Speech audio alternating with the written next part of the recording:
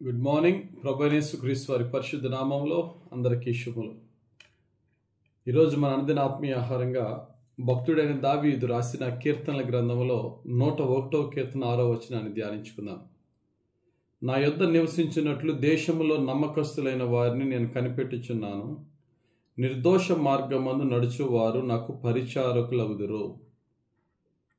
రాజైన దావీదు తన దగ్గర క్లోజ్ అసోసియేట్స్గా ఉండి తన సముఖంలో పనిచేసే వారిని రిక్రూట్ చేసుకుంటున్నాడు.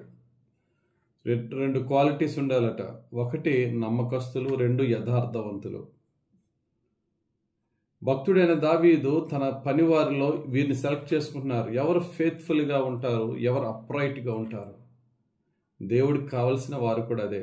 ఈరోజు దేవుడు నిన్ను నన్ను ఆయన బిడలుగా, ఆయన సేవకులుగా, ఆయన పనివారిగా ఏర్పరచుకోవాలంటే నమ్మకంగా యేసయ్యను వెంబడించే వారుగా ఉన్నామా? మన యొక్క వ్యక్తిగత జీవితంలో నీతి యథార్థత ఉన్నదా? రూపాయి డబ్బుల కొరకు నీతి తప్పుతున్నామా? శరీర కోరికలను బట్టి దేవుని విడిచిపెట్టి లోకాశల్లో పడిపోతున్నామా? చెక్ చేసుకుందాం ప్రియులారా. దేవుని చేత వాడబడే వారముగా ఉండాలి.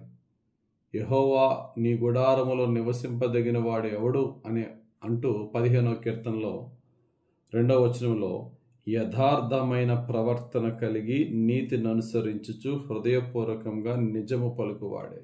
యథార్థత. దేవునికి కావలసింది యథార్థత, అప్రైట్నెస్. ఉన్నది ఉన్నట్టుగా జీవించుట, ఉన్నది ఉన్నట్టుగా మాట్లాడుట, వేషధారణ లేకుండా ఉండుట, అందులో నీతి కలిగి ఉండుట. కాబట్టి ఈ యొక్క శ్రేష్టమైన గుణాలు మనం కలిగి ఉంటే రాజు అయినటువంటి దావీదు తన దగ్గరగా తన సముఖంలో పనిచేసే వారిని ఎలాగెన్నుకున్నాడు, దేవుడు కూడా ఆయన మహిమను హెచ్చుగా ఇవ్వడానికి ఆయనకి ప్రియులైన వారిగా దేవుడు మనల్ని ఎన్నుకుంటాడు. దేవుడిని అడుగుదాం, ప్రభువా నీకు నేను నమ్మకంగా ఉండాలి. అన్ని వేళల్లో నమ్మకంగా ఉండడం అంటే ఏంటండి? ఏ పరిస్థితి వచ్చినా నిన్ను నమ్మకంగా వెంబడిస్తానయ్యా. వెంబడించే విధానంలో యథార్థతను విడిచిపెట్టనయ్యా, నీతిని విడిచిపెట్టనయ్యా. యోబును చూసి దేవుడైన యెహోవా సాతానునితో ఎంతో అతిశయిస్తూ, నా కుమారుడైన యోబును చూచావా అని ఆనందిస్తూ, యోబులో ఏ గుణాన్ని బట్టి అతిశయిస్తున్నాడట? యోబు గ్రంథం 1వ అధ్యాయం 8వ వచనం. అందుకు యెహోవా, నీవు నా సేవకుడైన యోబు సంగతి ఆలోచించితివా? అతడు యథార్థవర్తనుడు, న్యాయవంతుడినై దేవుని యందు భయభక్తులు కలిగి చెడుతనము విసర్జించువాడు. భూమి మీద అతని వంటి వాడెవడను లేడు. అందులో యోబు గారు కొన్న అనేకమైన క్వాలిటీస్లో ఫస్ట్ ఏమన్నాడు? యథార్థవర్తనుడు. కాబట్టి ప్రియులారా, దేవునికి మనం నమ్మకంగా బ్రతకాలి, యథార్థంగా జీవించాలి. అప్పుడు దేవుడు మనలను గొర్రెల కాపరైనటువంటి దావీదుని ఎన్నుకొని చక్రవర్తిని చేసిన విధంగా సొలొమోనుతో అంటాడు, నీవు నీ తండ్రి అయినటువంటి దావీదు వలె యథార్థంగా ఉంటే అనే మాటతో కండిషనల్ బ్లెస్సింగ్స్ సొలొమోనుకి ఇస్తాడు దేవుడు.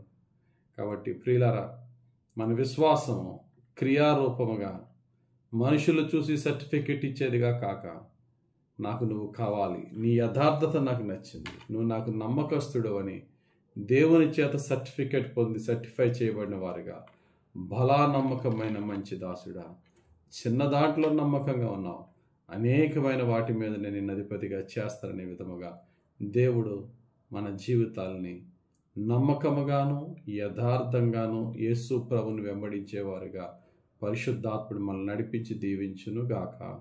ఆమెన్. పరిశుద్ధుడా, ప్రేమ కలిగిన తండ్రి, ధ్యానించిన ఈ వాక్యమును బట్టి నీకు స్తోత్రాలు. ఈ వాక్యములో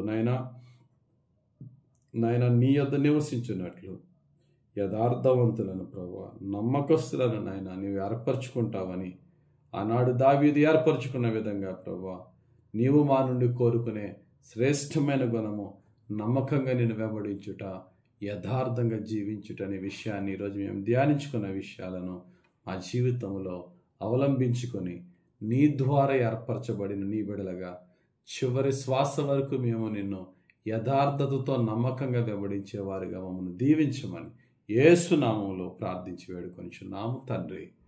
ఆమెన్. తండ్రి యొక్కయు కుమారుని యొక్కయు పరిశుద్ధాత్మ దేవుని కృప మనపై దిగి వచ్చి నమ్మకంగా యథార్థంగా యేసుక్రీస్తు ప్రభుని వెంబడించు వారిగా పరిశుద్ధాత్ముడు దీవించునుగాక.